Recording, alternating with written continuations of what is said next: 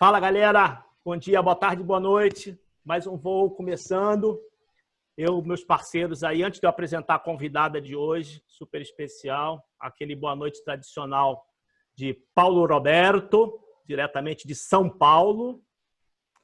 Fala, galera, boa noite. Tá vendo? Ele fala que tem que ser bom dia, boa tarde, boa noite, mas ele falou boa noite especial. Então boa noite para vocês. Bom estar aqui com vocês de novo. Ótimo. Vai lá, Paulinho. Fala, galera, boa noite. Pista liberada, bora voar. Vai, Serginho. Então, vamos lá, apresentar a convidada da noite, a Paula Barreto, para quem não conhece, filha de Lucy Barreto, Luiz Carlos Barreto. Para mim, nada mais é do que a maior produtora do Brasil, né? Fundada em 63, e desde lá estão nesse meio audiovisual, mais voltado sempre para cinema. E a Paula já tem alguns anos, pelo que eu andei dando umas pesquisadas, Paula assumiu, né, a produtora e está segurando a bucha. Então a gente vai bater um papo com ela sobre toda essa coisa que ela assumiu, essa estrutura, como é que está essa vida do audiovisual, como é que está o audiovisual com a pandemia. Quer dizer, o audiovisual já é uma coisa que tipo, eu tenho uma vivência também. Já trabalhei com a Paula, já fiz 2 filmes com ela. Eu fiz Paixão de Jacobina e fiz Romeu e Julieta. E sei bem os perrengues que ela passa. Então a gente ouviu um pouquinho, curiosidades do meio da produção e tudo. Mas, Paula, para a gente começar o papo, eu vou te cutucar lá atrás. Vamos voltar para a faculdade. Tipo, vi que você é formado em comunicação pela universidade, né? Eu me formei lá também. Eu fiz programação visual lá. E aí eu ia te perguntar, tipo assim, não é um programa de entrevista, tá? Mas eu fiquei curioso em relação a isso, tipo, da comunicação. Tudo bem que você tem teu pai, tua mãe, teus irmãos de cinema, quer dizer, o DNA de cinema tá dentro de casa, não tinha muito como você foi, mas como é que você foi da comunicação para cinema? Olha, primeiro eu fiz 3 vestibulares. Eu não tinha muita certeza do que eu queria, eu fiz para jornalismo, que eu antes de virar a universidade, ele era Centro Unificado Profissional, CUP. Então eu fiz para jornalismo, fiz para advocacia e administração. Ixi. Aí passei nos 3 e fiquei, e agora? Eu falei, gente, é melhor não complicar, né? Se a família está em cinema toda, não vai ter jeito de eu sair. Então, vamos fazer o jornalismo, né? Comunicação audiovisual, que era na época, né? Que envolvia jornalismo, cinema, tinha todos os cursos ali, rádio, TV, publicidade, era uma faculdade que reunia tudo. E me formei, no trabalho de formatura, tinha que dirigir um curta-metragem, que eu fiz, baseado numa música do Chico Buarque, Construção. Aí eu dirigi, depois eu pedi ajuda filmei tudo, escrevi, filmei, e aí pedi ajuda para o Dodô Brandão, que é muito meu amigo, para editar comigo. E ficou ótimo, informei, o papai dizia, não, o seu curta é ótimo, é o melhor, você é a melhor diretora. Eu falei, não quero nada de direção, já tem 2 diretores na família, eu vou produzir. Não sou esquizofrênica, esse negócio de diretor é esquizofrenia, achar o psicólogo, o Paulo Roberto, pode falar melhor, mas eles se acham deuses, né, Serginho? Você conviveu muito com diretores e eles se acham ali, ó, pertinho de Deus. Eu não queria isso para mim, não. Meu negócio é pragmatismo, é terra, é chão, não é achar que sou Deus, não. Então, aí, dali, comecei a trabalhar na empresa da família e fiz tudo, né? Para eu me tornar, né? Meus pais sempre diziam, para você se tornar uma boa produtora, você tem que passar por todas as funções. E eu fiz todas. Eu fiz assistência de produção executiva, eu fiz assistência de platô. Eu só não trabalhei na direção em nenhuma assistência, em nenhum cargo. Mas em produção eu fiz tudo, eu fiz direção, eu fiz assistente de arte, eu fiz assistente de figurino, eu fiz assistente de edição, na época era montagem, né, com Raimundo e Gino, era ótica, então eu tinha que pietar cada fotograma, assim, o filme tinha 20 mil fotogramas, eu ia 1, 2, 3, 4, então eu fiz tudo. E aí, depois, eu comecei realmente a me fixar na produção. Então, basicamente, foi isso. Sempre trabalhando em família, sempre aprendendo muito, né, com meus pais. Meus pais, eu acho que eles se complementam muito, né? O papai, como veio da direção de fotografia, ele tem mais uma noção mais criativa, né? Do visual, do filme, ele se preocupa com isso, apesar dele também ter a preocupação com a produção, mas a mamãe é mais preocupada com a produção em si, né? Com a operacionalidade, né, da produção, com o por que fazer o filme, para quem fazer o filme, né? Essas perguntas que ela sempre me ensinou. Então, eu acho que eu me considero uma boa produtora, porque eu uni, né, um pouco de cada um deles, né? A mamãe é muito agressiva, o papai, que todo mundo acha que é um amor, né? O papai é o que beija todo mundo, vai abraçar e cheira todo mundo, mas o papai, no dia a dia, ele é bem difícil também.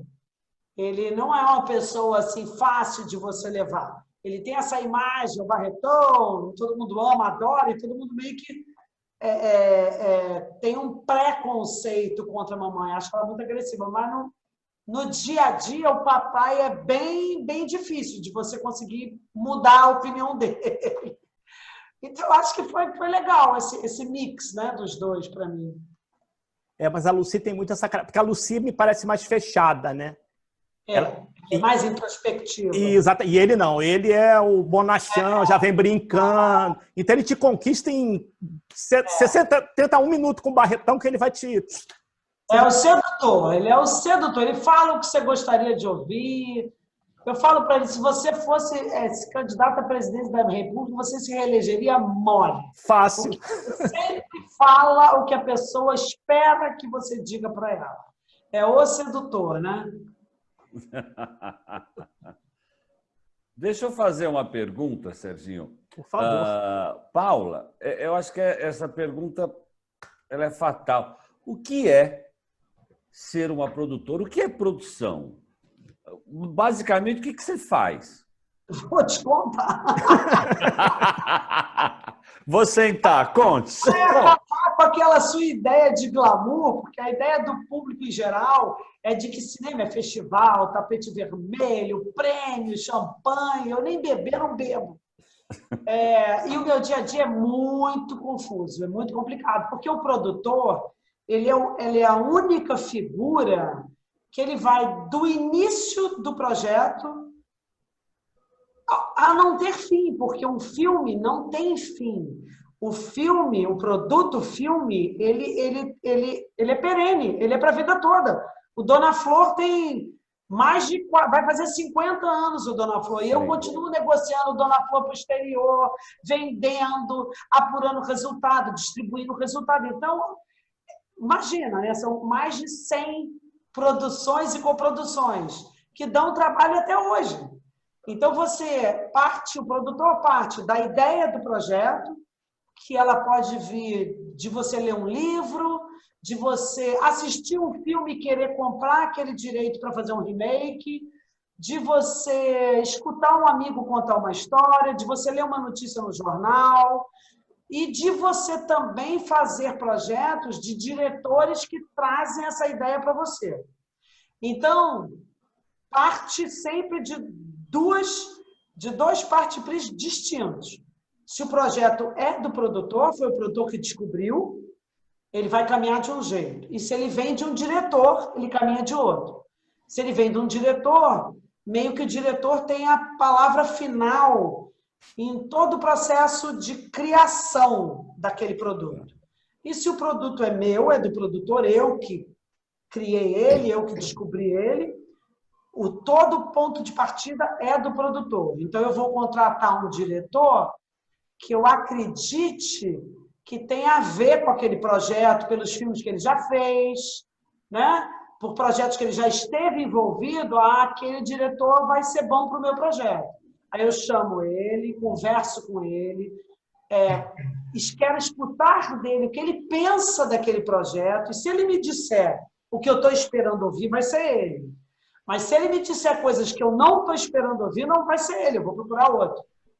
Né? Então, essa é a grande diferença de um projeto do produtor para um projeto do diretor.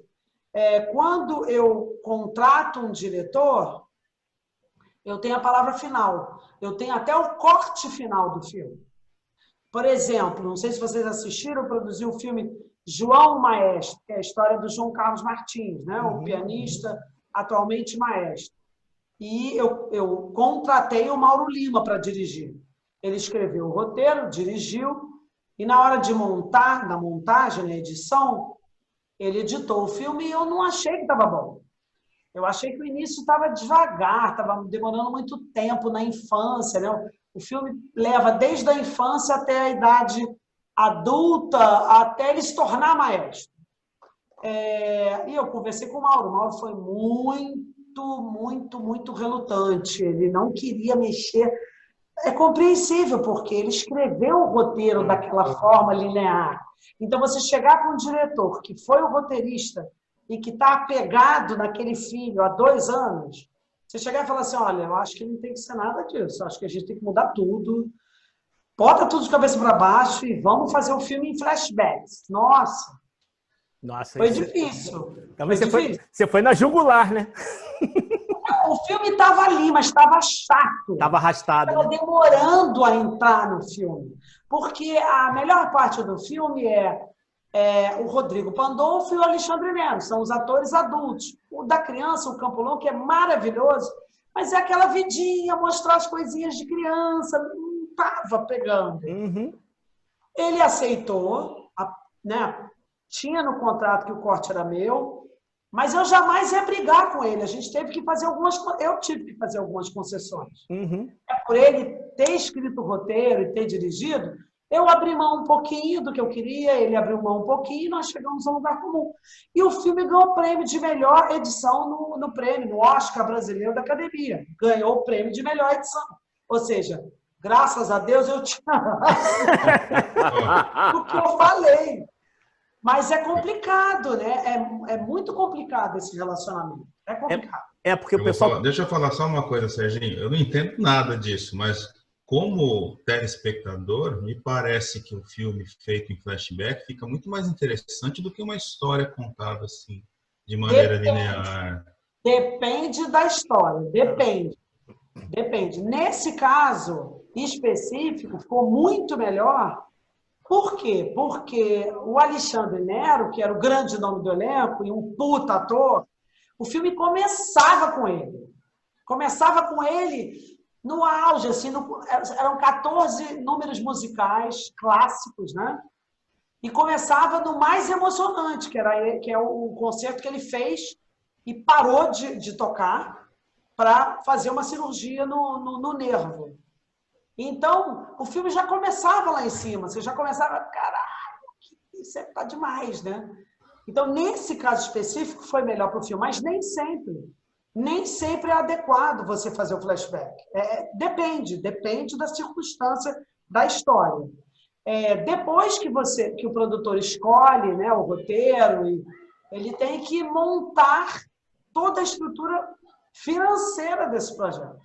Ele tem que trazer distribuidora, ele tem que trazer todos os patrocinadores, ele tem que trazer grana, ele tem que viabilizar o projeto economicamente.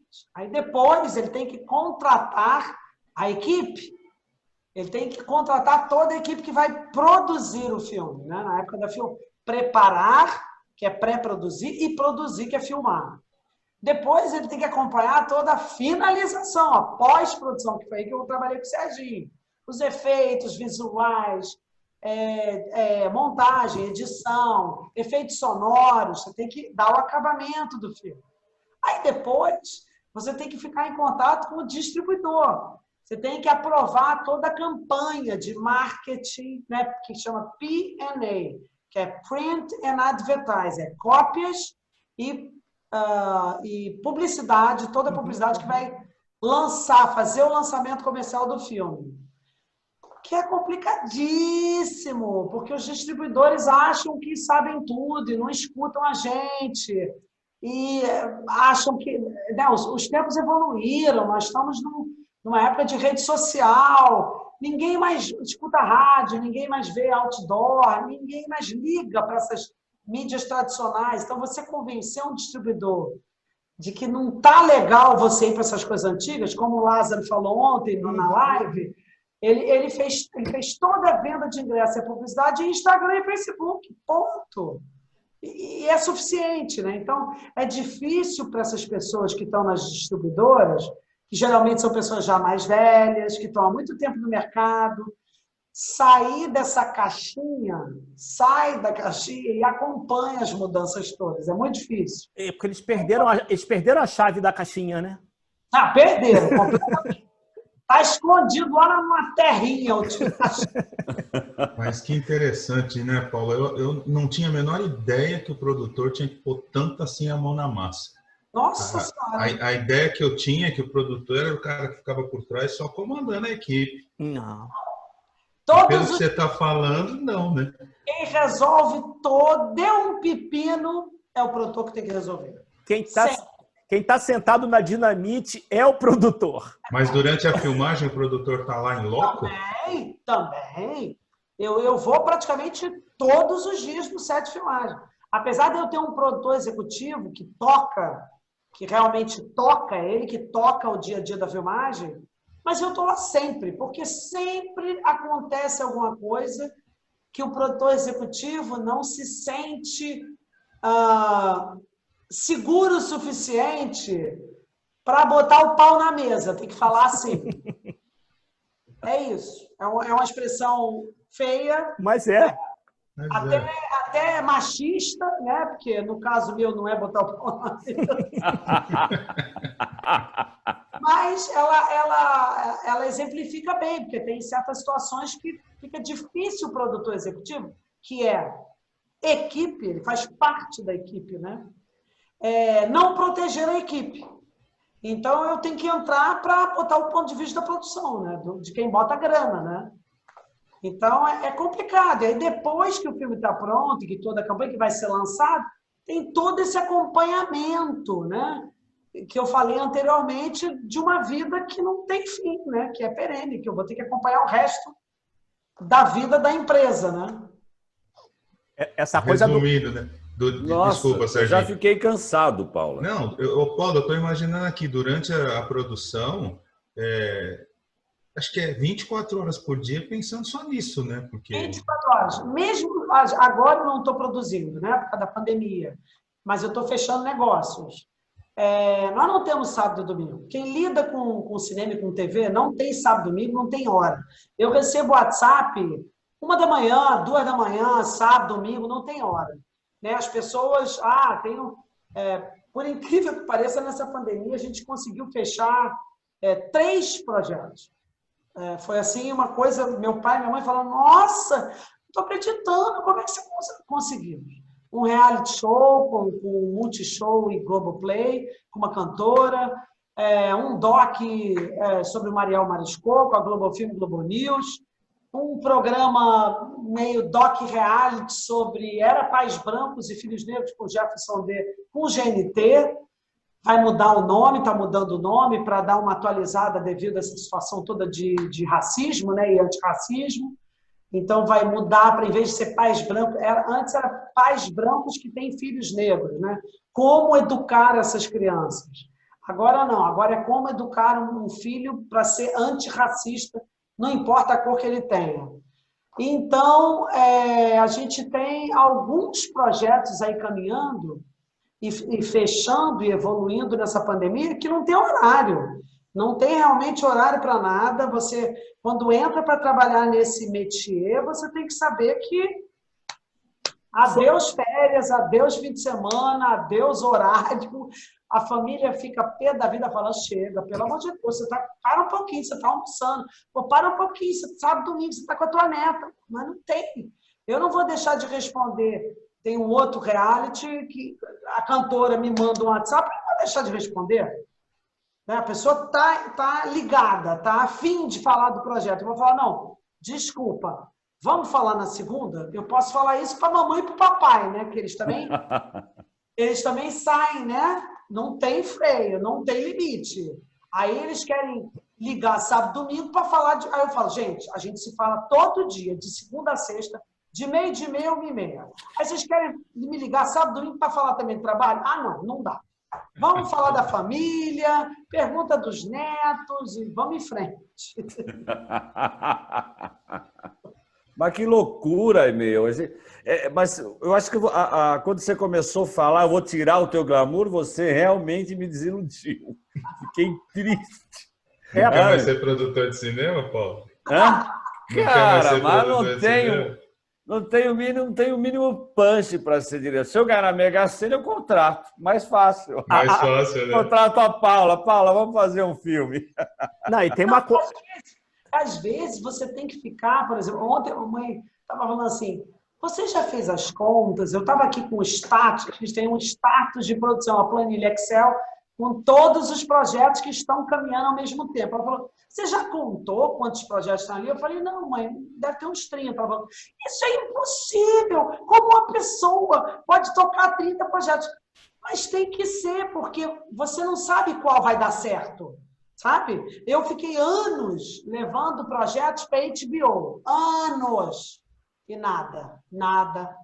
Eu só levava projetos de ficção. Séries. E nada. Até um dia que eu me emputeci, peguei todos esses 30, que na época eram outros 30, né? Uns 7 anos atrás.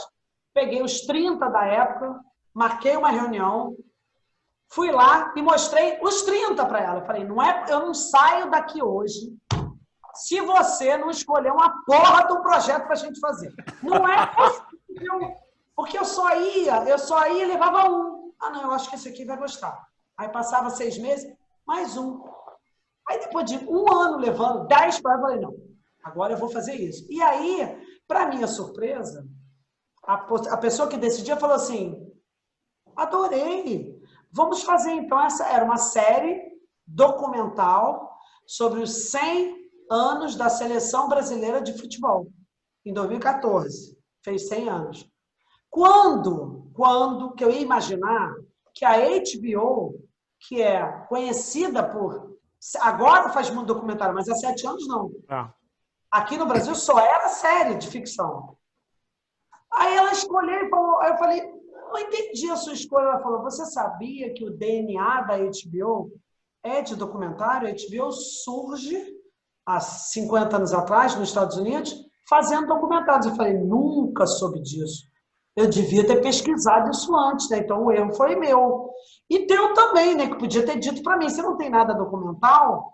E aí, desde o primeiro, a gente fez várias outras séries documentais. Eu ainda não consegui emplacar nenhuma série de ficção.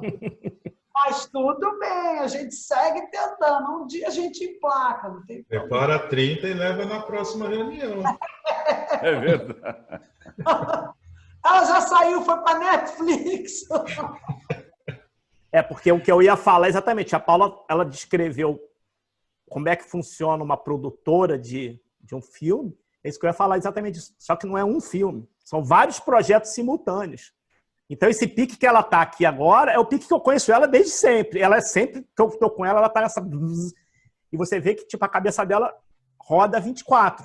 Que é que ela falou, esse meio não tem jeito, é pior que médico. Não, fora que o tempo cinematográfico não é o nosso tempo. Tem projetos que levam anos. O que é esse companheiro, ele levou 13 anos, do dia que a gente comprou o direito do livro até o dia que a gente botou na tela. O Flores Raras levou 17 anos. Do Nossa. Dia que... o tempo cinematográfico. Há 17, agora já tem 20. Há 20 anos atrás, quando a mamãe comprou os direitos do livro do Flores Raras, ela ligou na hora para a Glória Pires. Falou, Glorinha, eu vou te mandar um livro, você lê, eu quero que você interprete a Lota Macedo Soares, a arquiteta. A Glorinha leu, amou e falou, tô dentro. 17 anos se passaram. Aí não dá mais. Não, ela fez. Ela fez? Ela fez agora, ela fez há 3 anos atrás. Ela fez. Assiste esse filme, é lindo, é lindo. Mas pode acontecer o contrário também, atrás, né? Pode acontecer o contrário. Passa 20 anos, a pessoa já não... Ô, Paula, ou não quer mais, sei lá. É claro, ela poderia abrir mão, mas quando nós conseguimos o financiamento, conseguimos a atriz internacional, voltamos para ela e ela disse, tô dentro, claro, é o meu maior sonho na vida é fazer esse papel, e fez. Mas podia dar errado, você tem razão. Ela estava comprometida, nós tivemos que mudar a data de filmagem do Flores Raras para esperar ela acabar uma novela na Globo para fazer o filme, claro. Mas, olha, eu não sei o que você acha, mas Flores Raras, há 20 anos atrás, ia ser uma porrada, cara. Imagina. Não, então, eu acho que não dava nem para filmar Flores Raras há 20 anos atrás.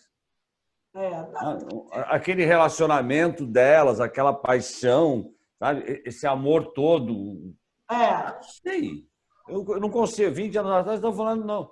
Tá certo, 2000 e tal, mas a gente não estava nessa liberalidade, nessa cabeça melhor, nesse aceite mais fácil, né? Ele veio no tempo certo. Eu também acho. A gente sempre diz isso também, que o tempo Pera um minutinho. Chegou. Deixa ela! Deixa ela, pô. Deixa ela. Aqui o programa, gente! A gente não tem isso não, Paula. Tem isso com a gente não. Cadê ela? Olha que fofa! Olha lá, a cara. Olha a cara. Olha a cara. Nossa, isso, que linda. Isso deve fazer uma bagunça aí. Vai lá, por favor. Carinha de bagunceira. Cadê o vovô? Manda o vovô dar um tchau pra gente. Sabe quem é o vovô, né? Serginho. Vocês sabem? O Serginho aqui. Olha quem é o vovô. Olha quem é o vovô. Artilheiro nato, gente. Que isso? Pra eu tirar onda com vocês dois, São Paulinos, ó. Esse aí é o cara. Vamos parar de falar de futebol. Nosso time vai tomar uma piaba amanhã. Fala, Adão. Grande Cláudio Adão na área lá. Tchau. Ele é artilheiro, ó, fez o gol e zarpou. Saiu. Ele não se mete nessas roubadas. Zarpou, é ótimo. Na verdade, ele estava de goleiro. Pegou a netinha e foi embora. Foi bom que eu ia zoar dele com vocês dois, ele apareceu. Foi melhor ainda, que eu ia mexer com dois São Paulinos, eu ia falar assim, vocês sabem... falar de futebol, Serginho. Não vou falar de futebol. Cinema, Sérgio. Vamos voltar para Opa, gente. Na nossa trajetória, a gente fez muito filme com futebol, né? A gente fez Isto é Pelé, Garrincha Alegria do Povo, Uma Aventura do Zico e o Casamento de Romeu e Julieta, né? Esse é maravilhoso. Palmeiras e Corinthians, né? Um Capuleto e Montec com futebol. Esse é sensacional. Para mim, é o filme que eu mais gosto que eu produzi. Ele é muito Esse divertido. Filme é muito bom. Eu vi algumas vezes. Agora, voltando para o Flores, você tem toda a razão, Paulo. O tempo cinematográfico serve para isso também. Né? Às vezes um projeto demora muito porque não estava na hora dele. Você tem toda a razão. Talvez fosse impossível fazer o Flores Raras que nós fizemos naquela época. Muito difícil. E talvez você fizesse, vamos usar assim, o pensamento de 20 atrás, no início dos anos 2000, não ia ser tão belo, tão apaixonante, com tanto tesão como foi feito há 3 anos atrás. Com certeza. 3 anos atrás. Com certeza. Sei lá, a recepção do público. Eu acho que tem muito isso também, né? O aceite. Foi um filme que teve um caminho internacional muito bom. Foi um filme que foi a tudo quanto é festival internacional. A Glória bombou fora. Ela foi convidada para fazer Star Wars depois desse filme. Olha. Sério? Ela foi convidada, aceitou, fechou, filmou em Dubai e as filmagens deram errado. Não sei o que. Às vezes acontece isso, né? De você filmar e acontece algum problema técnico e deu errado. E aí refilmaram no Canadá, mas quando refilmaram ela não pôde, porque ela estava na novela. Então ela não entrou no filme, mas ela participou. Nossa, cara, essa história eu não sabia. Porque a Glória, foi um desempenho da Glória, gente, é uma coisa assim emocionante, né? Vocês que viram, né, Serginho e Paulo, ela falando, interpretando a Lota, ela fala aquele inglês como se ela fosse americana, né? E ela não fala inglês. Ela não fala inglês. Ela atuou mesmo, né? mas é como se ela tivesse incorporado aquela personagem, é uma coisa impressionante. Ela é muito boa, né? Sensacional. Mas a Glória tem isso, né? Parece que ela se doa, né, efetivamente. Né? É um negócio meio maluco, essa menina. É doido. Você acredita, né, em qualquer interpretação de qualquer personagem. Você entra ali, você fica, né, admirando ela. Só né? pensar o que ela fez em Mulheres de Areia, né? Exatamente. Duas personagens totalmente Completamente diferentes. E você acreditava, né? Você achava mesmo que eram duas gêmeas, que eram pessoas diferentes, né? De tanto que era a interpretação maravilhosa das duas. Né? Ô, Paulo, e como é que você faz para ter esse feeling de escolha? Você olha assim, a gente estava aqui os três, você vai fazer um filme, você fala, cara, o Paulo Eduardo é o cara certo para fazer esse filme. Ele sendo um ator efetivo. Estou quebrando o teu galho, Paulinho, ó. Estou quebrando o teu galho. É bom ter amigo por causa disso, né? Como rola esse feeling? Eu acho assim, primeiro tem o feeling da escolha do projeto, né? A Hélice Barreto vai fazer 60 anos em 2023. E acho que ao longo dessa trajetória, eu aprendi com meus pais aquelas perguntas básicas que você tem que se fazer. Por que produzir esse filme? Para quem produzir esse filme? Quem vai querer assistir esse filme daqui a 3 anos? Né? No caso, às vezes, né, o processo médio demora 3 anos, às vezes demora 13 anos ou 17 anos, mas em média, 3 anos. Então, você faz essas perguntas e eu tenho, para mim, quando eu leio um roteiro, se eu não leio ele de cabo a rabo em 2 horas, eu já começo a pensar que não dá para produzir. Porque se você... Eu penso assim, a primeira leitura minha tem que ser como se eu fosse na sala de cinema. Você entra na sala de cinema, você vai ficar saindo, né, para o banheiro, para comprar... Não, você procura comprar a tua pipoca antes, vai no banheiro antes, para sentar ali 2 horas e ver um filme, né? Então eu penso assim, eu pego e vou ler. Se eu parar, eu já começo a ter minhas dúvidas. Eu posso até falar, vamos desenvolver melhor, vamos melhorar aqui, vamos melhorar aqui. Mas se no final do tratamento final do roteiro não me prender, eu já não vou produzir. Não vou. E outros termos de escolha são... Eu acho que existem 2 filmes para serem feitos. Ou ele tem que ser comercial, para o público, né? Uma comédia romântica, ou um drama, tipo um Olga, um Dois Filhos de Francisco, ou um policial, né? Você escolhe o gênero assertivo para ser bem comercial para o público, ou é um filme como Flores Raras, como João Maestro, que eu sabia que não eram filmes para o público, muito público, iam fazer ali entre 300 mil e 500 mil espectadores, mas iam continuar dando prestígio para a marca Hélice Barreto, nacionalmente e principalmente internacionalmente. A Hélice Barreto tem um nome no Brasil e fora do Brasil, e ela tem que prezar e manter esse nome. Então, são 2 escolhas aí, ou um filme comercial, ou um filme para ir para festivais internacionais bons, para ter boas críticas, para ter um mercado nos Estados Unidos, na Europa. É isso, basicamente. E o ator e os atores, quando eu leio um roteiro, eu já começo a imaginar, eu já tenho alguns insights. Esse aqui...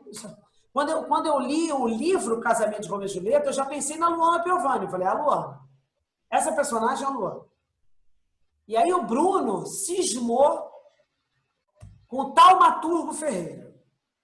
Eu falei, Bruno... Pensou em top model. Bruno, desculpa, Bruno. O Taumaturgo, a Luana é muita areia pro caminhãozinho do Taumaturgo. Não vai, não dá link, não dá leite. Ela é muito, sabe? Ele é um mulherão, o Taumaturgo é pequeno, é magrinho, um bom ator, mas não dá para esse personagem. Ok, fiz contrato, paguei primeira parcela, aí começa ele a ensaiar. Você tem razão, não dá. Falei, legal. contrato assinado, já paguei, primeira parcela, agora vou ter que demitir o cara. Beleza. Olha a bucha da produção aí, ó. Aí estoura para produtor. Resolve aí o pepino, o problema é teu. Eu falei, legal, resolvi. E o ator que eu queria desde o início era o Marco Rica, que não é um cara assim, um homenzarrão e tal, mas é um cara charmoso. Eu falava, Bruno, ele tem pegada, ele é charmoso, vai dar liga, eles vão ficar perfeitos, um casal perfeito. Não deu outra.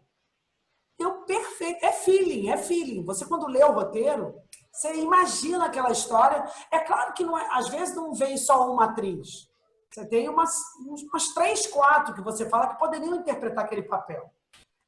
Agora, se vai dar certo, cara, você vê o maior caso, o maior case hoje de sucesso é o Paulo Gustavo, né? Que ninguém acreditou nele. Ele deu essa porra desse Minha Mãe é uma Peça, fez a peça há anos, deu para vários produtores, para mim não deu. Deu para vários produtores que não fizeram, e ele pegou aí e falou, você produz para mim? Eu vou te pagar, vou te contratar para você produzir. E ela produziu, e produz até hoje. Então, não tem muito, não tem bola de cristal. Não tem bola de cristal, gente, não tem. Haja visto que esse ano que passou, não 2020, mas 2019, várias comédias, foram lançadas e nenhuma deu certo. Né? Não é um manual de DVD? Passo 1, passo 2, não é. Né? Tem muitos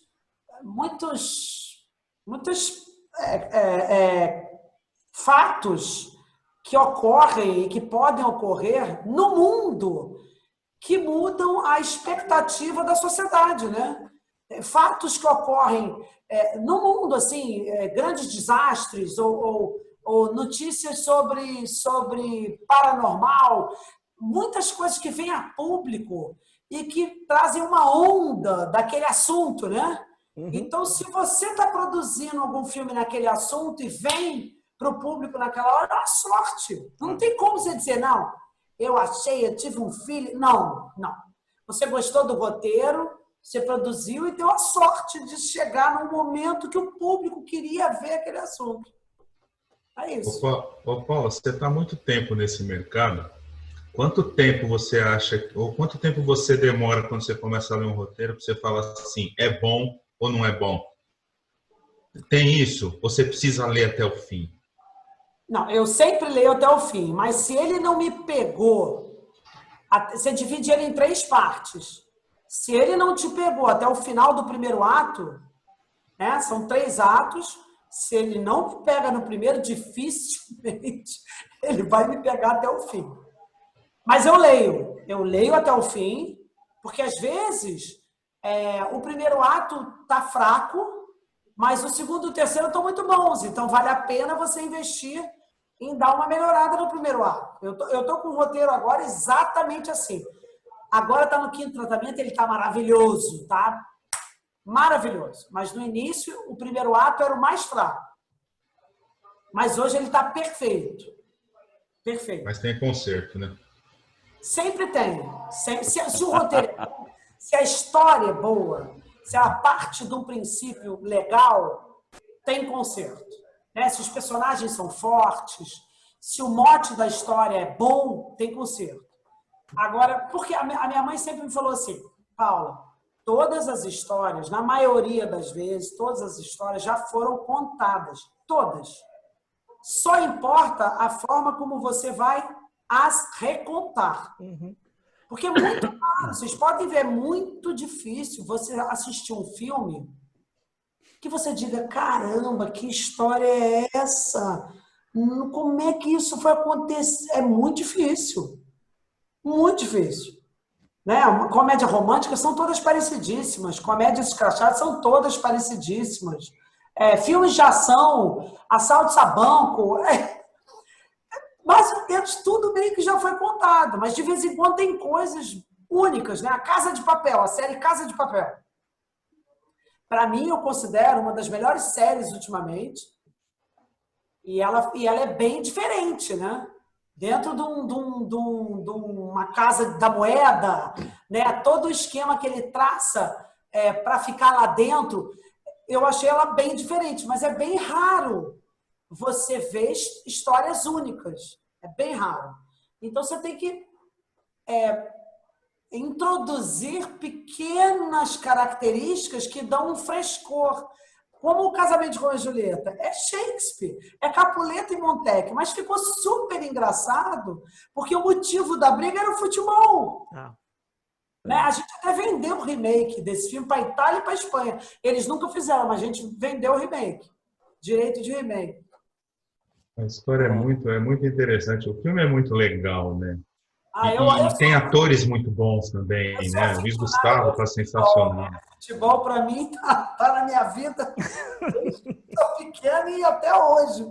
Então, quando eu li aquele livro, eu falei, ai, gente, eu tenho que fazer esse filme.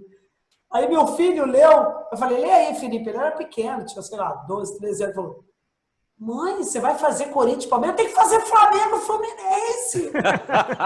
Eu falei, não pode, porque a rivalidade de Corinthians e Palmeiras ela é muito maior do que o Fla-Flu. Ela vai para essa violência, ela vai para extracampo, ela vai para essas loucuras que tem no filme, né? E o Luiz Gustavo está muito bem nesse filme, o elenco está muito bem nesse filme. Muito. Esse filme você dá risada o tempo todo. Esse filme é muito...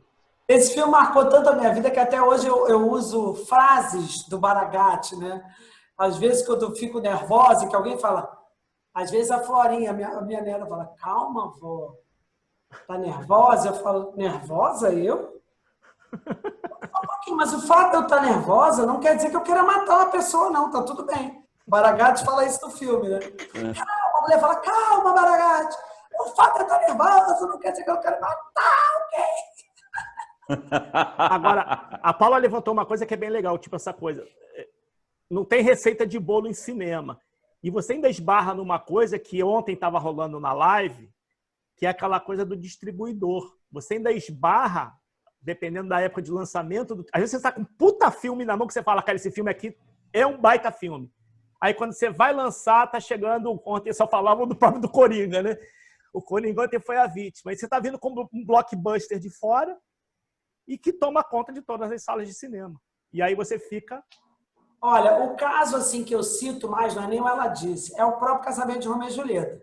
Quando a gente foi lançar, nós fizemos uma pesquisa para ver aonde que estava a maioria da torcida do Corinthians e do Palmeiras, né? E a gente dedicou São Paulo, sul de Goiás, norte do Paraná.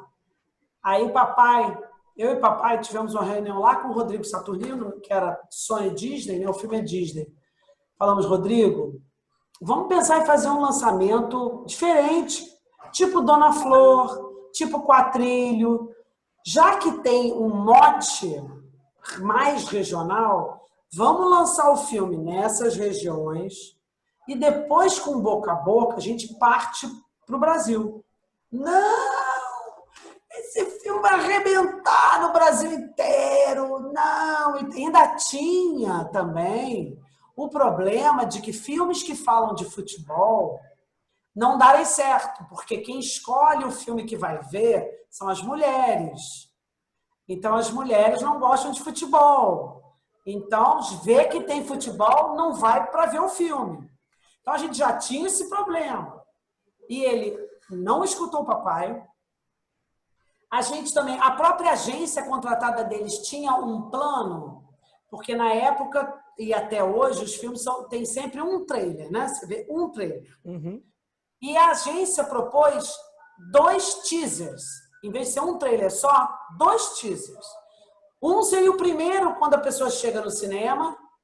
Os 2 eram um casal. No primeiro, a mulher falava para o marido, para o namorado, para o marido.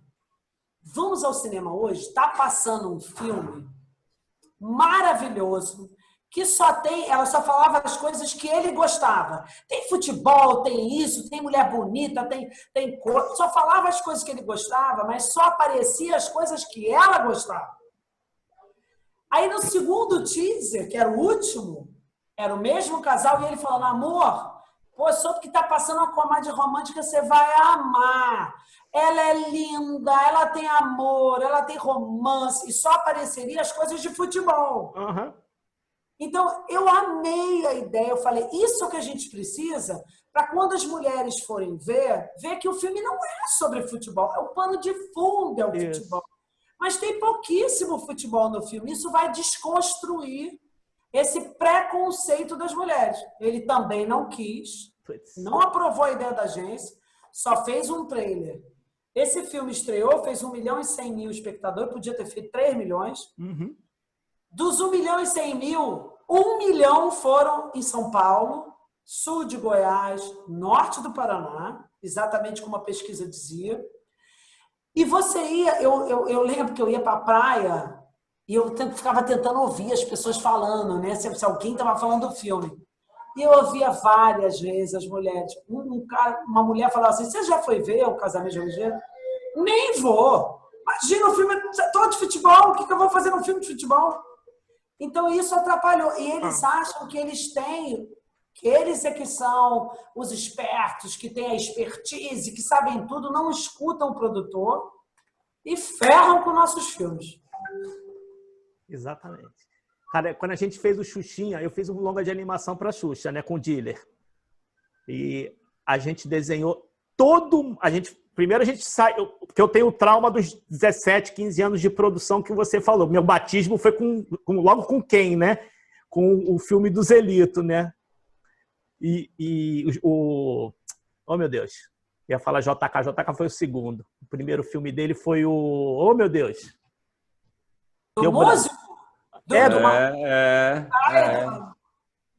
Putz, cara, não, eu vou me socar. Pois é, daqui a pouco vem. Aí eu corto na edição. É o mínimo que você tem que fazer, não. Né? Aí o que aconteceu? Eu tenho um trauma porque o filme Ficou demorou vermelho, 15... lá. Eu esqueci totalmente. Foi meu primeiro filme, meu batismo em cinema. Você quer que eu pesquiso aqui? Bota lá, primeiro filme do Zelito, caramba, foi em 98. Maestro, compositor brasileiro, todos os Vila Lobos. Vila Lobos, isso. Pô, foi não isso. Não nem pesquisar. Nossa, tá vendo? Ainda bem, salvo. Então eu tenho o trauma dos 15 anos. Aí quando a gente começou a desenvolver o projeto de animação, a minha ideia era fazer um projeto de animação em tempo curto. Mostrar que era possível fazer um filme de animação para cinema no Brasil, num prazo curto. Não, a gente fez, Paula, em 11 meses. Isso é recorde mundial. A gente tinha uma equipe de 50. Quando a gente estava lá na Labocine, não sei se você conhecia cada estrutura de animação. Então, eu conheci aquela estrutura maravilhosa. Pois é, então aí o que a gente fez? A gente montou uma equipe com 50 pessoas, 2 turnos de 25 pessoas, a gente produziu do roteiro a filme pronto em 11 meses. E a gente desenhou, como a gente tinha uma equipe de criação muito boa, a gente desenhou toda a campanha de lançamento do filme. Até balão com os personagens de animação inflável, gigante em cima do cinema flutuando, a gente desenhou. Tudo. Tudo que você imaginar em relação à parte de licenciamento e tudo. Você acha que alguém olhou? É complicado, é muito complicado. Muito complicado. Nada. Tipo, a gente fez um lançamento gringo. Tipo, a parada era um lançamento gringo. Um balão inflável em cima na pré-estreia, flutuando em cima do cinema. Simplesmente era isso. E aí os caras ignoraram. Não, papapê. Aí, mais ou menos esse teu filme aí do... É muito frustrante, né, Sérgio? Muito frustrante, né? Você saber que você está falando uma coisa que tem bom senso, né? Que tem racionalidade e os caras não escutam. Pois é. A gente, na verdade, fez nada mais, nada menos do que todas as produtoras gringas de animação fazem. A gente foi lá nos papas e falou, o que esses caras fazem em lançamento? Fazem isso. A gente meio que seguiu a Bíblia dos caras e adaptou para o Brasil. A gente orçou tudo, Paula. A gente entrou em contato com as fábricas de balão para viabilizar valor. A gente fez a campanha com os valores, inclusive. Vai gastar isso aqui só. Mas não teve jeito. É complicado. Complicado. E aí, senhores, ficaram quietos? Eu tenho só uma curiosidade. O Casamento de Romeu e Julieta, a direção é do teu irmão, né? Do Bruno. Quando você está produzindo um filme que o diretor tem o mesmo sobrenome, é mais fácil ou é mais difícil? Muito mais difícil, muito mais difícil. Especialmente o Bruno é um puta diretor, um puta profissional, competentérrimo. Mas é uma pessoa difícil. É uma pessoa difícil, uma pessoa mais velha, cheia de vícios. Então, é complicado o relacionamento dele com a equipe. Você tem que estar o tempo todo apagando incêndio dentro de set. É complicado. E eu trabalhei muito mais com o Bruno do que com o Fábio. Eu só produzi o Lula, né, que o Fábio dirigiu. E eu tinha muita vontade de trabalhar com o Fábio, porque ele é uma pessoa muito... né, faleceu ano passado, vai fazer um ano. E ele sempre foi uma pessoa muito doce, muito... Serginho conheceu, muito doce, muito carinhoso, muito amigo. E eu tinha essa expectativa de trabalhar com ele, mas foi difícil também, e pô, foi até mais difícil do que com o Bruno. Foi muito difícil, muito difícil, muito difícil. É difícil, né? Você trabalhar em família. É complicado, porque até eu tenho que fazer uma meia-culpa. Eu acho que deve ser difícil para os dois, porque como é familiar, você diz certas coisas para o teu familiar que você não diria para um outro diretor, né? E ele idem, né? Ele não me respeita como ele respeitaria um outro produtor que não fosse eu, né? Pois é. É complicado, é muito complicado. Eu tive experiência com os dois. Com o Bruno foi tenso. Cara, a equipe, quando entrava, a gente fez os efeitos, né? Então, cara, quando ele ia lá na Twister, dentro da Labocine, a equipe falava, hoje tem reunião com o Bruno. Cara, ele ficava apavorado. Porque ele já vinha... O Bruno, ele tem 65 anos, né? Ele foi criado, né, vendo, tanto no Brasil quanto nos Estados Unidos, diretores dirigirem de uma forma que não é aceitável hoje em dia, né? Muito berro, muita violência, muita humilhação no set, né? São pessoas que já têm o poder da fala, o poder do mando, né? Porque hierarquicamente, né, o produtor e o diretor, então hierarquicamente as pessoas já têm um receio, né, tanto do produtor quanto do diretor. Então, mas ele vem tentando melhorar, né? Eu tenho que dizer aqui publicamente que ele vem tentando realmente fazer um esforço para melhorar essa atitude, porque hoje em dia realmente não tem mais lugar para isso. Até multa do MPT eu já tive. Até multa por trabalho escravo, né? Analógico, né? Analogia, né? Do trabalho escravo eu já tive. A LC Bahia já teve. Quem é multado é a produtora. Pois é. Ele faz as cagadas, mas quem é multado é a produtora. E já com o Fábio foi sensacional, porque eu fiz a pré de Lula, né? A pré de Lula eu fiz com ele lá em São Paulo. Isso. A gente foi pro set, tudo. Puta, muito tranquilaço. Tipo, assim, Veio conhecer meu planeta, Serginho? Fui aí, eu fui no campo aí no teu ABC aí, Paulo. 1º de maio. Os filmes que eu produzi foram em São Paulo. A maioria.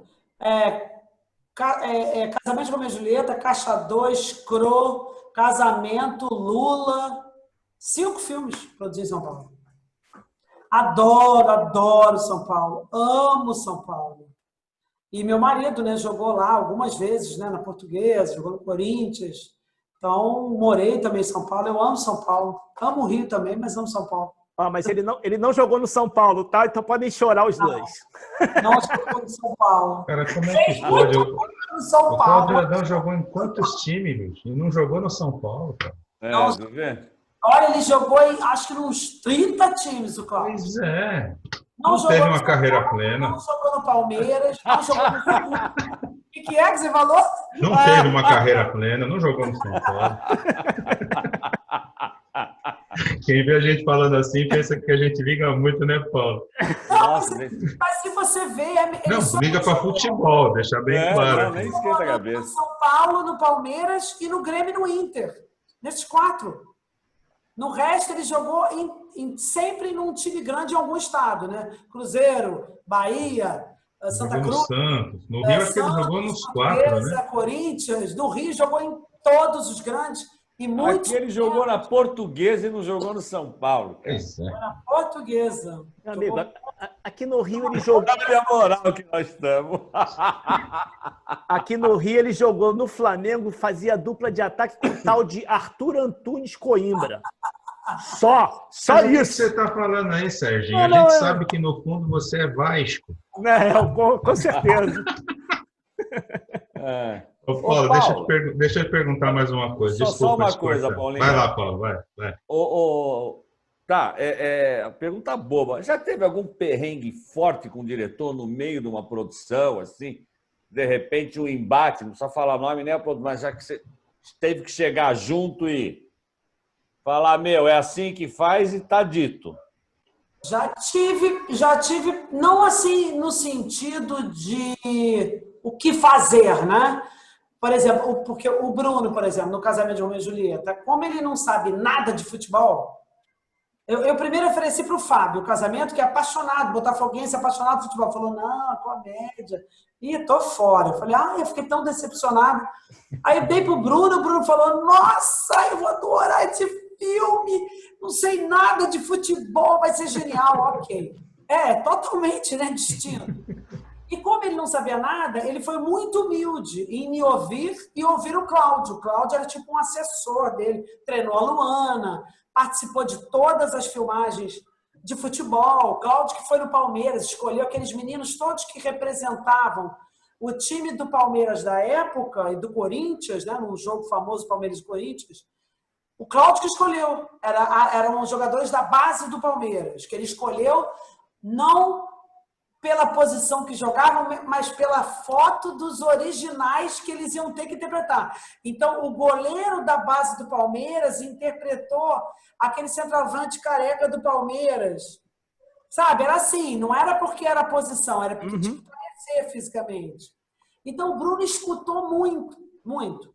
Nas cenas de futebol desse jogo, ele falou, Paula, onde é que você, Paula, Cláudia, onde é que você acha que eu devo botar a câmera? Aí o Cláudio falou, lá em cima, que nem é a transmissão da Globo, de uma TV, bota lá na marquise, tudo bem você fazer uns planos aqui dentro do campo, mas tem que ser lá, em algumas câmeras, né, de trás do gol, do lado.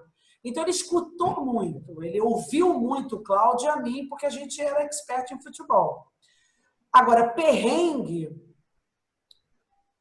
mesmo, eu tive com o Fábio, mas não por fazer ou não fazer. O Fábio é muito rápido. Ele não tem muita paciência, não tinha muita paciência de ficar no set muito tempo. Então, ele era muito rápido e eu sempre falava, Fábio, calma, Fábio, faz mais uma, Fábio, faz um plano.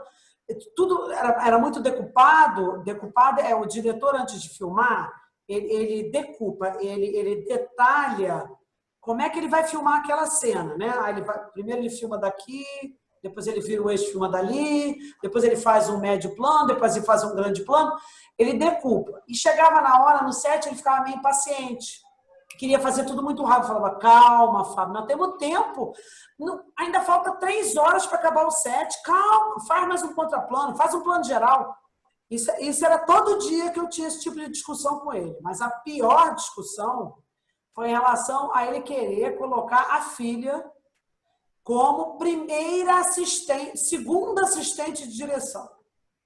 A filha não tinha essa experiência e ele entrou na minha sala aos berros, com medo do meu rabo. Porque minha filha... Eu falei, Fábio, não adianta você berrar assim, porque não vai acontecer. Ela não tem capacidade para isso. Ela é sua filha, ela é minha afilhada, minha sobrinha. Eu não vou deixar você expor a minha afilhada a pagar esse mico. Ela vai ser terceira assistente, ela vai aprender a ser terceira assistente, que eu já acho uma super responsabilidade para ela. Então vamos ver se ela dá conta. E assim foi, e mesmo assim eu tive muito problema. A primeira assistente vinha todo dia reclamar, porque ela não tinha experiência. E era um filme, o Lula era um filme gigantesco. Eu nunca fiz um filme, uma produção tão grande quanto a do Lula. Nunca, nunca. A gente filmou uma semana em Garanhuns, no final dessa semana, um dia em Recife, no dia seguinte eu estava filmando em São Paulo. O meu pai e minha mãe falaram, você tá louca, isso não é impossível disso dar certo. Não dá para você fazer isso, dá uma folga. Eu falei, não, vai dar certo.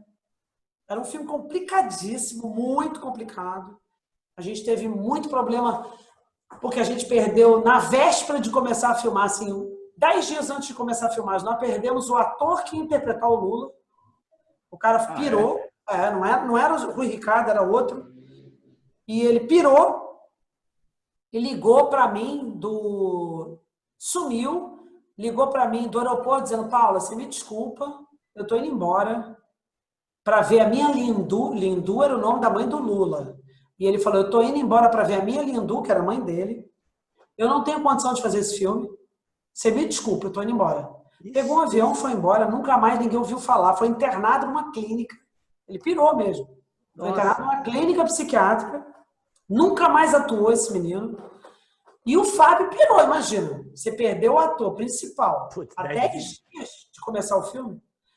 O Fábio me ligou, eu liguei pro Fábio, falei: Fábio, aconteceu isso? Nossa, ele pirou, berrava. O que eu vou fazer? Eu tô fodida, e agora? Falei: calma. Se Deus quis assim, é porque é melhor pro filme. Só pode, vamos pensar assim. Não era para ser esse cara, porra. Nós vamos achar um melhor que ele, calma. E aí ele volta para os testes, né? Tinham fitas e mais fitas de VHS de teste. E já tinha um ator escolhido, Rui, para ser um enfermeiro. Aí quando ele me mostrou, ele falou: o que você acha desse aqui? Eu falei: é o Lula. É o Lula, cara. Tu tá com o Lula aí desde o início, melhor que aquele outro. É esse o cara. Pega o cara e chamou o Rui para fazer um teste com a Cleo, para ver se tinha empatia, né? Porque tinha que ter empatia com a Cleo, que ia ser mulher, né? E deu tudo certo. Mas assim, embate onde eu tive que prevalecer a minha adesão. No set, nunca. Nunca Cara, tive mas problema. que sorte desse Rui, hein, Paula? Porra! Meu, a cara fica louco. Ele é o enfermeiro, virou o protagonista. Cara, não existe sorte, cara. É um puta ator. Não, é o universo que conspira. A fala da Paula é perfeita, cara. Tem coisas que tem que ser do jeito que são. Não tem essa de sorte. Acreditar que aquilo foi pro melhor, senão você vai se suicidar. Né? Até qual porque, é a outra opção? Até porque imagina se o cara fecha curto no meio da filmagem. Você tá filmando, Pois aí é. o cara pira durante. É isso que eu falei. Fábio, ele surtou. Ainda bem que ele teve coragem de falar isso 10 dias antes. Ele surta no meio, nós estávamos fodidos. Tava. Não tem prejuízo. Tava. Meu Deus do céu, imagina. Eu tive só para ilustrar, eu tive num set de filmagem num filme, a gente rodou 15 noturnas, direto. Que já é meio punk, né? Tipo, virando noite, rodando, é cansativo para... Por mais que você fale: não, mas você dorme durante o dia. Você não dorme durante o dia, porque teu fuso horário é outro. Aí você ia noturna mesmo, começando 6 da tarde, terminando 6 da manhã.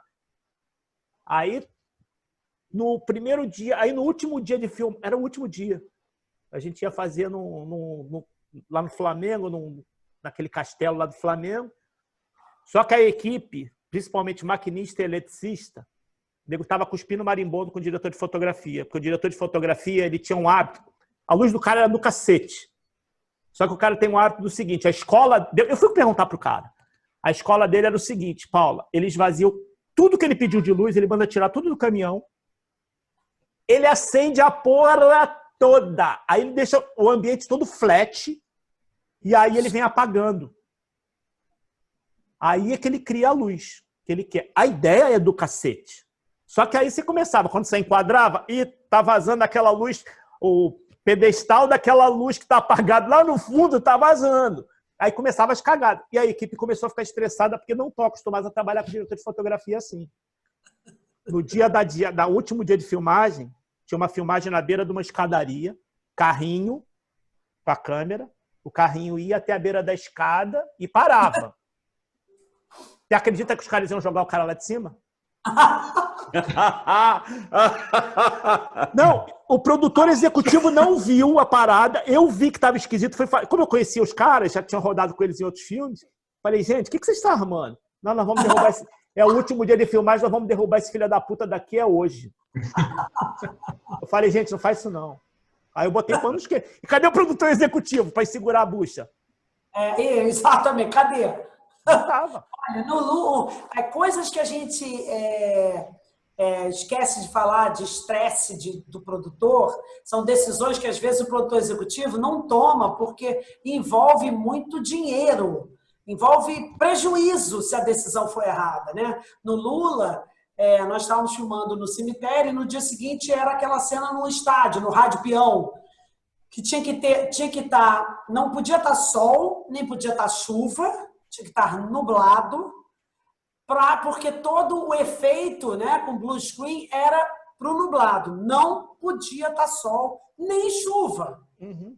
E aí estamos lá no cemitério, aí vem o produtor executivo. Paulo, a situação é essa aqui para amanhã, a previsão e tal, você sabe qual é a situação.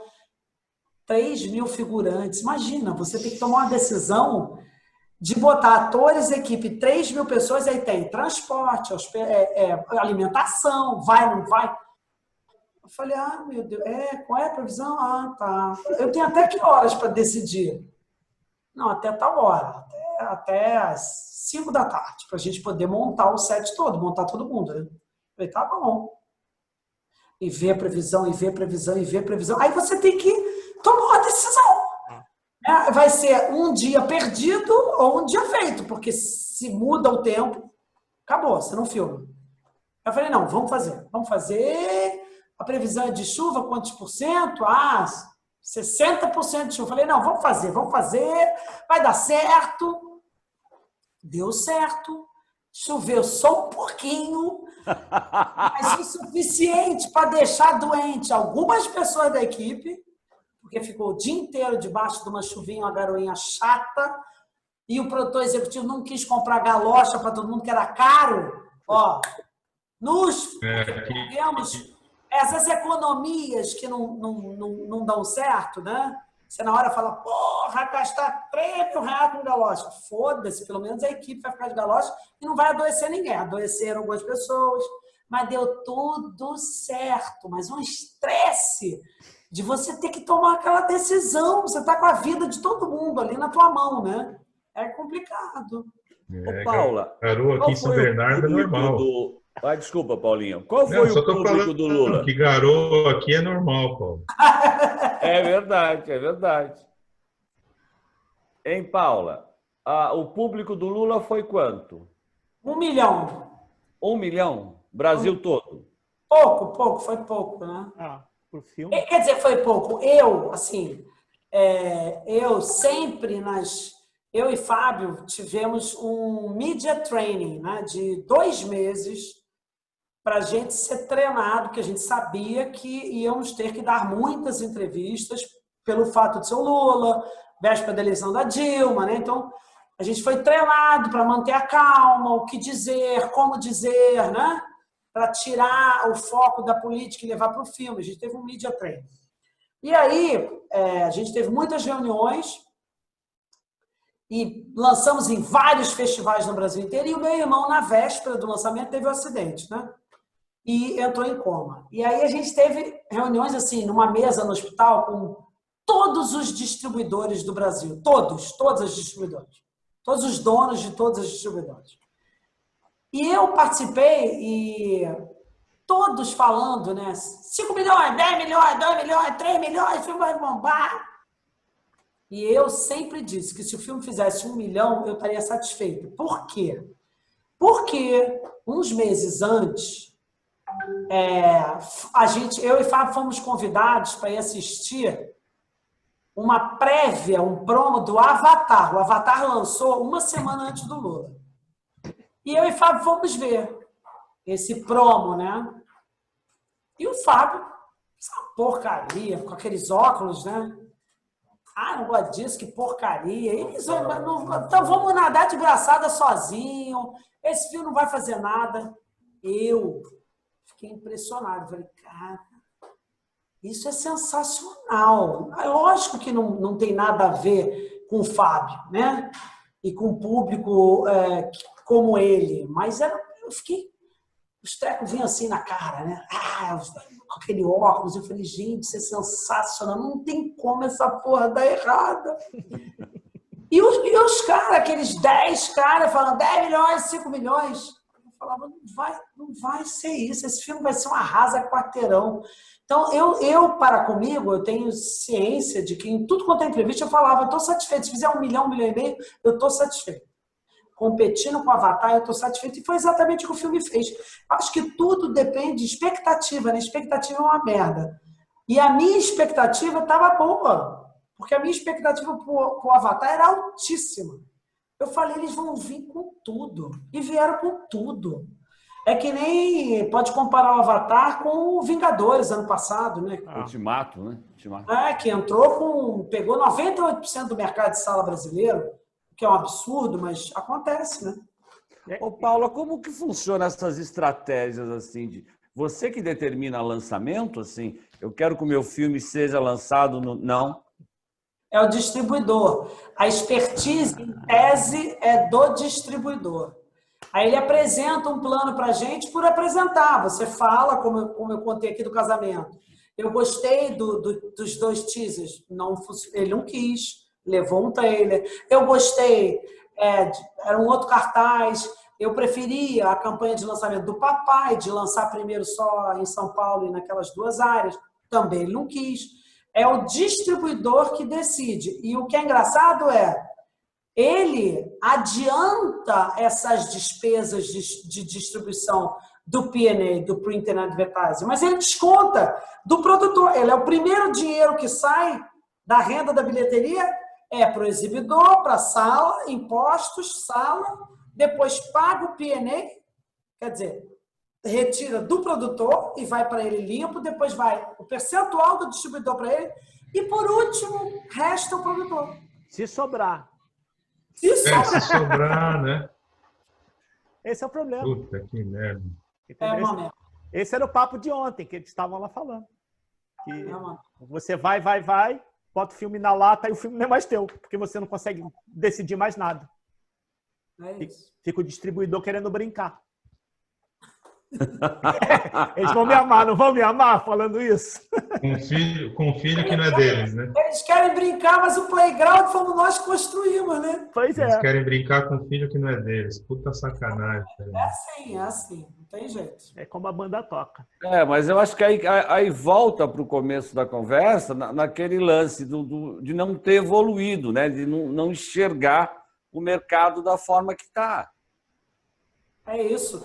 Vários filmes hoje em dia, né? Ano passado, se eu não me engano, foram 180 filmes e eu não sei o número certo, mas provavelmente 180 filmes, 160 no mínimo, não devem ter chegado nem a 30 mil espectadores.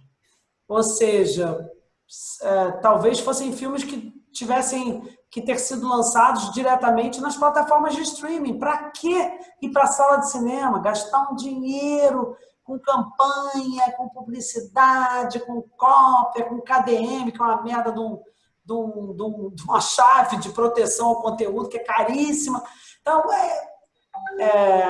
tá todo mundo muito ainda dentro da caixinha, entendeu? Era isso que eu ia te falar. Isso aí provavelmente tem a ver com o fato da galera não entender que mudou e não querer mudar. Exatamente. E aí fica pondo dinheiro e não tem o retorno lá na frente. Eu não acho que o cinema vai acabar. O cinema não vai acabar. Já falaram isso quando surgiu o DVD, o videocassete, depois quando veio o DVD.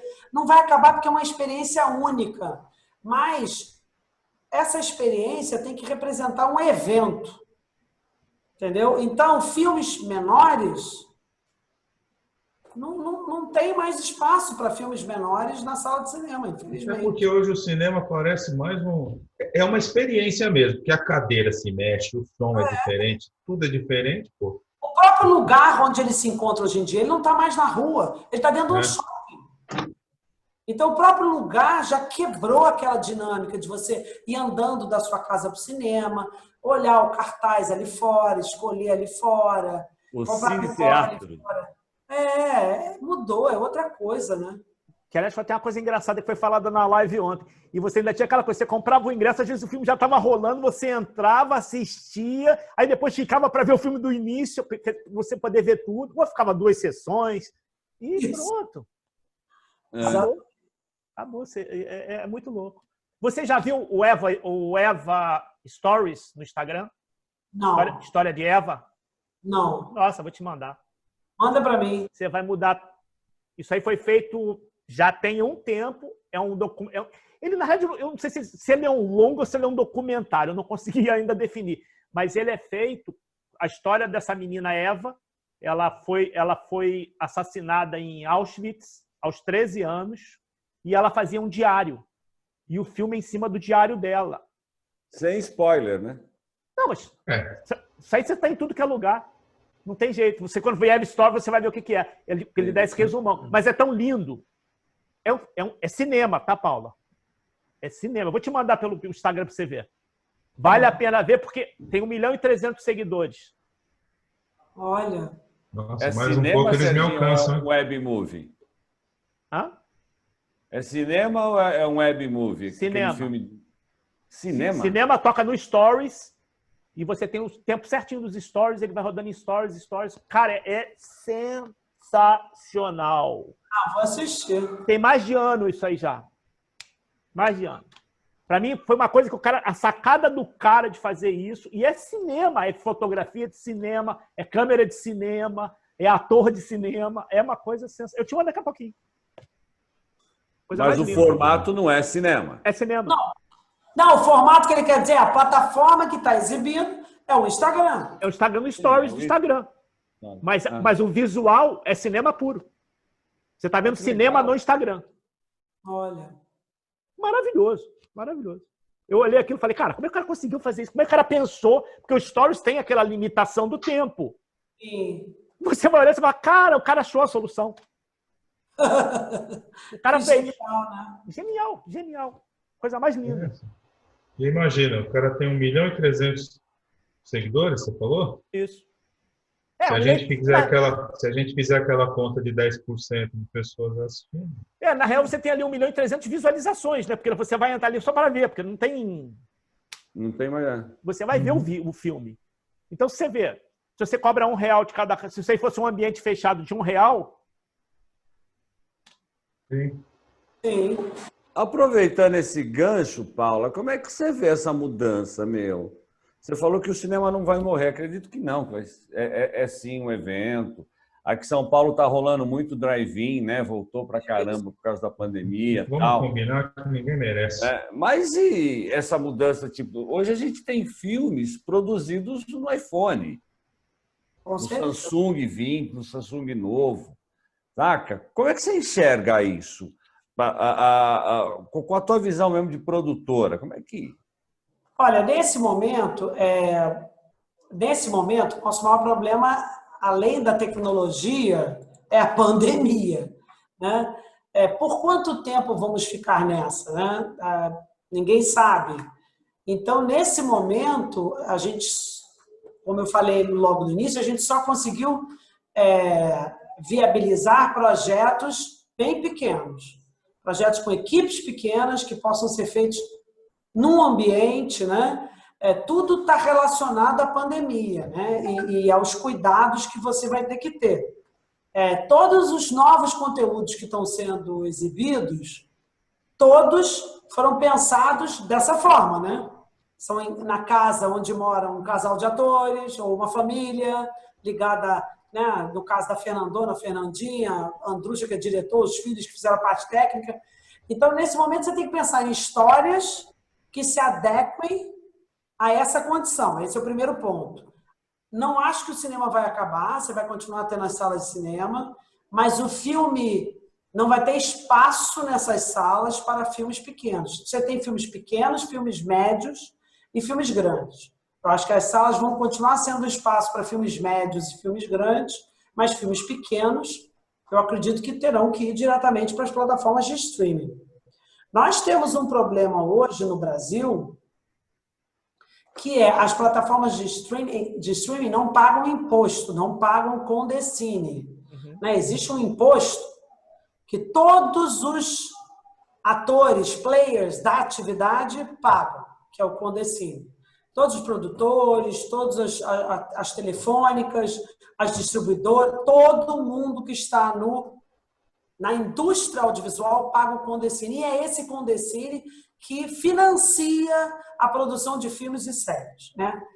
Quando o público em geral, que de tanto receber fake news, acreditou que nós somos ladrões e que a gente rouba dinheiro da educação, da segurança e da saúde. Isso não é verdade. A gente vive de um imposto que a gente paga. Esse dinheiro, essa taxa Condecine, ela é carimbada, ela está na lei e ela só pode ser investida em audiovisual, cinema e TV. Ela não pode ir para a saúde, para a segurança, para o hospital, para nada. Ela só pode ser investida aqui. Mas, se a Agência Nacional de Cinema não a destina, ela é contingenciada e ela volta lá para diminuir o déficit público. Então, quando a opinião pública fala que a gente mama nas tetas do governo, é o contrário. Quem está mamando nas tetas do governo, quem está mamando nas tetas de alguém, é o governo que mama nas nossas tetas. Porque são bilhões que são contingenciados por ano.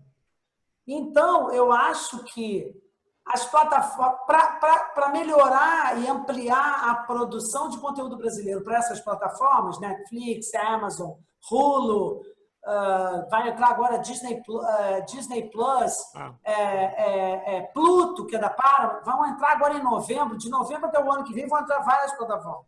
Elas têm que pagar imposto. Ou não pagar imposto e investir esse imposto na produção de conteúdo brasileiro. Porque por que não pagar imposto? Elas lucram aqui no Brasil como qualquer outro negócio. Eu não sou favorável à política econômica do Paulo Guedes, mas até ele, numa entrevista na Globo News, falou: por que a Netflix não paga imposto?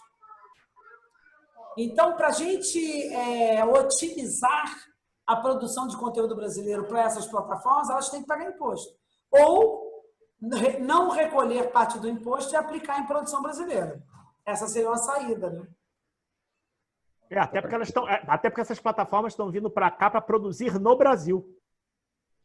Elas estão bancando produção aqui no Brasil. Elas estão procurando conteúdo aqui no Brasil para produzir. Claro, então, com certeza. Então Mas é muito louco, porque qualquer empresa que vem para cá, claro que eu não estou falando de cinema, mas qualquer empresa que se instala aqui tem que pagar imposto. Mas o que eles alegam é que é na internet. É porque a transmissão é na internet. Então, eles alegam que eles não são, né, um canal a cabo, uma TV aberta, que por serem uma plataforma de streaming, não deveria pagar imposto. Então, é complicado. No governo Bolsonaro, isso é muito complicado, porque o Bolsonaro já disse claramente que, né, é totalmente Estados Unidos. Então, a agência de cinema, anteriormente ao Bolsonaro, já tinha dado o voto dela contra essa ideia de não pagar imposto. Tinha considerado as plataformas dentro do SEAC, ou seja, elas têm que pagar imposto, como qualquer outra. Só que agora, com a mudança do governo, a Ancine mudou de opinião, quer dizer, a Agência Nacional de Cinema, que é para proteger o interesse dos brasileiros, mudou de opinião e já disse agora que não precisa pagar imposto. É complicado. A nossa situação atualmente é muito complicada, porque não é que, é o que a gente estava falando ontem na live, não é que esse governo não liga para a cultura, como o PT nunca ligou, como outros governos nunca ligaram para a cultura. Não é não ligar. Uma coisa é não ligar, a outra coisa é você querer aniquilar, né? O governo Bolsonaro quer aniquilar. Se ele pudesse acabar com a cultura, ele acabaria, porque ele sabe que a cultura é a única saída, né? Tem formadores de opinião, são intelectuais que pensam, então formam opinião, né? Ele sabe que é realmente um perigo que ele corre ter a cultura ali fervilhando, né? E criando e pensando. Mas isso não é uma surpresa, porque ele disse isso desde a campanha. Quando ele tomou a facada, eu, Paula, como administradora da Alice Barreto, falei, acabou. Ele vai se eleger. Eu demiti, eu tinha 30 empregados, 30 funcionários, colaboradores meus. Eu demiti, fiquei com 10. com 10, porque eu, né, demiti, fiz acordo para pagar tudo que devia em 15 prestações, que foi uma quantidade enorme de demissão, né? Mas é porque eu sabia que a gente ia chegar no ponto que a gente está hoje. Não por causa da pandemia, mas por causa do governo mesmo. A atividade já estava parada desde 2018. A gente já vem, segundo semestre de 2018 e 2019 inteiro, parada, atividade parada. Parada, paralisada propositalmente, né? Não é uma coisa sem querer, não. É propositalmente como política de Estado mesmo. Muito bem. Coisa não é Deixa eu sanar mais uma curiosidade aqui, né? Antes da gente. Porque a Paula daqui a pouco tá xingando a gente, que a gente falou que era um voo de ponte aérea, tá virando quase um voo para a Europa daqui a pouco. Você não falou que era para Manaus? Aqui em São Paulo. Pois é. É que aqui em São Paulo hoje está uma neblina, então provavelmente vai ter que bater aqui e voltar, né? Não, mas é coisa rápida, Paulo. Quando você produz um filme de pessoas reais como Lula, como o maestro João Carlos Albuquerque, eles participam de alguma forma ou não necessariamente, ou sei lá, depende? No caso do Lula, o filme foi baseado num livro, né, da Denise Paraná, Lula, o Filho do Brasil. Mas nós submetemos a ele o roteiro para ele ler, não sei se leu, não sei se ele leu. Mas o Fábio, a gente teve 2 reuniões com ele antes de começar a filmar, né? Que o Fábio contou muito, o Bonassi, que era o roteirista, foi também junto, né? Escutamos mais história. Nós, antes de fazermos o roteiro, apesar do livro o filme ser baseado no livro, a gente gravou assim umas 500 horas de depoimentos com todos os companheiros dele na época do sindicato, né? Foi muito com a família, foi muito interessante essa preparação para escrever. Mas ele nunca interferiu em nada. A gente fazia questão de deixar ele saber, né, do processo, mas ele nunca interferiu em nada, nunca. A única coisa que ele interferiu foi em questão de captação. Eu lembro que nós fomos procurados por esse Eduardo Cunha, que queria fazer parte da captação do projeto. E nós perguntamos para ele, de jeito nenhum, não deixa esse cara chegar nem perto do filme, que esse cara não presta, não deixa ele chegar. E não chegou mesmo, não deixamos. Porque a gente não conhecia o cara, não sabia dos podres, né, ali por baixo. Mas no João Carlos Matias, por exemplo, a gente fez uma primeira versão do roteiro e ele não gostou. Falou, não, eu não quero isso para o filme, eu não quero falar. Na primeira versão contava, né? Ele teve vários casamentos, né? Aí ele falou, não, eu não quero fazer um filme para falar dos meus casamentos. Esse filme é para falar sobre a minha compulsão e sobre a minha paixão pela música, ponto. Pode ter no máximo uma mulher que represente todas as outras. O filme não é sobre isso.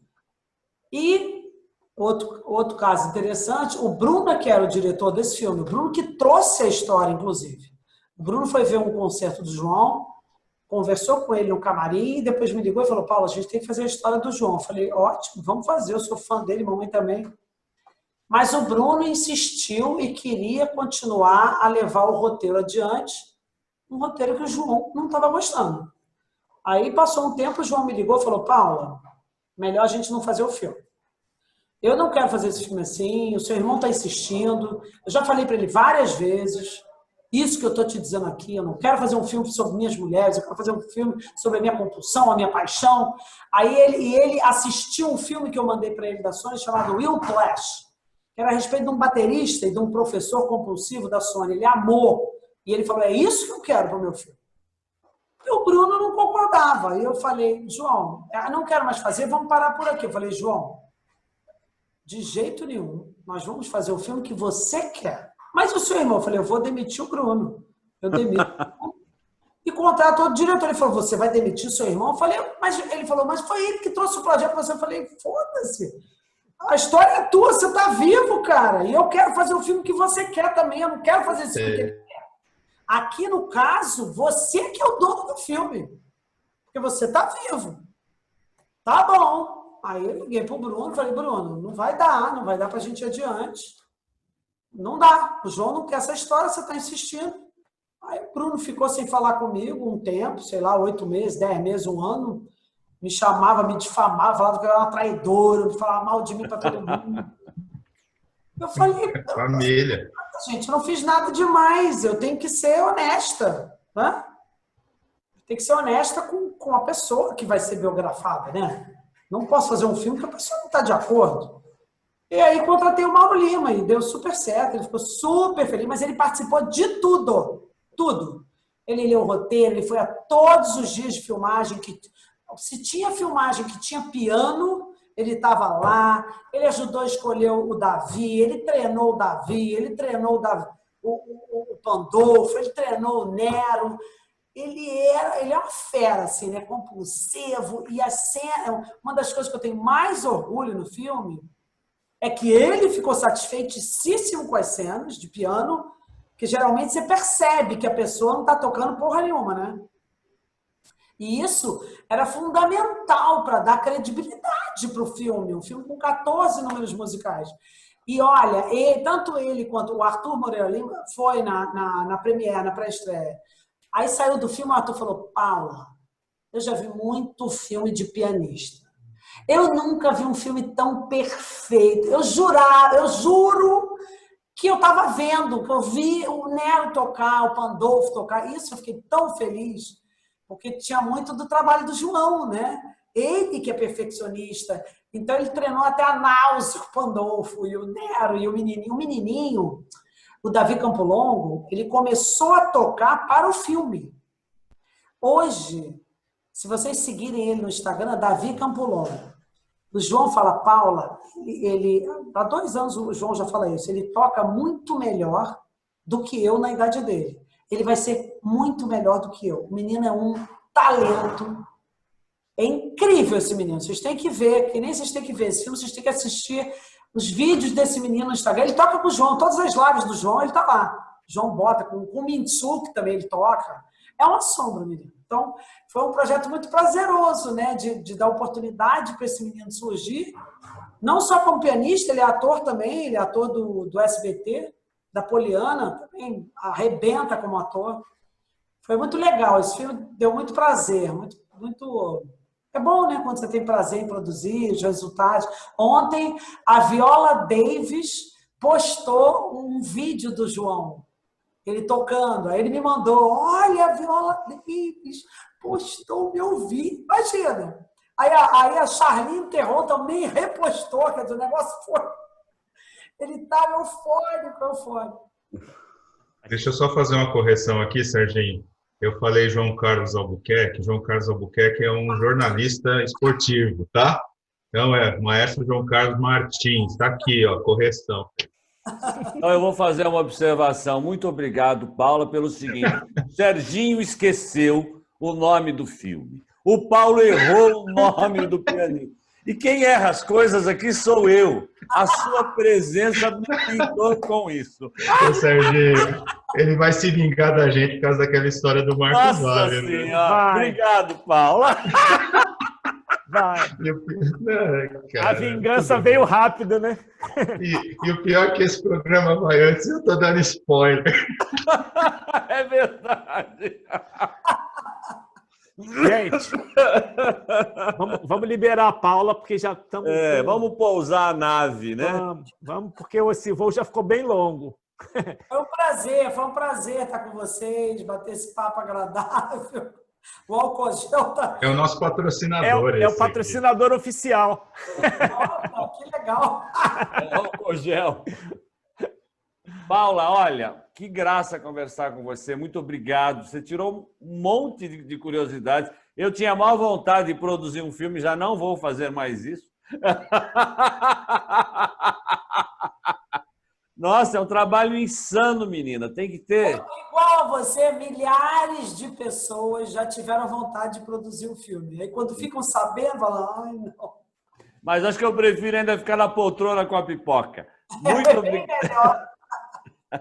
Muito obrigado. Obrigada a vocês. Foi um prazer, Serginho, Paulo. Paula, Obrigado, brigadaço. Paula. Obrigado mesmo, viu? Foi um prazer receber você na nossa casa. Nosso voo, né, meninos? Isso aí. Prazer foi meu. Quando quiser falar de futebol, aí traz o Adão. Pois é. Ó, Fechado. esse papo é bom, hein? Não, é verdade. Vamos pegar o Adão. Ele não querendo falar do futebol atual do nosso time, tá bom.